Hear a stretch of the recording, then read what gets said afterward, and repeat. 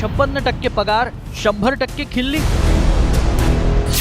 अर्ध्या पगारावरून कर्मचारी आक्रमक. तसे एसटीचे कर्मचारी फाशी घ्यायची वेळ आलेली आहे. मुलांचे शिक्षण किंवा घर खर्च कसा आता 56% कसा बघवणार. काम करून जर त्याचा मोबदला जर मिळत नसेल तर नाराजी होणारच. आम्ही पगार आपला मिळाल म्हणून गेलो तर ते म्हणले 56% पगार आहे, राहिला पगार नंतर देऊ. आता केव्हा देणार हे प्रश्न आहे. उपमुख्यमंत्री एकनाथ शिंदेंच्या पुढाकारानं पगाराच्या मुद्द्यावर तोडगा काढण्यात यश आले आणि त्यामुळे एसटी कर्मचाऱ्यांचं वेतन कपातीचं संकट आता दूर झालेलं आहे.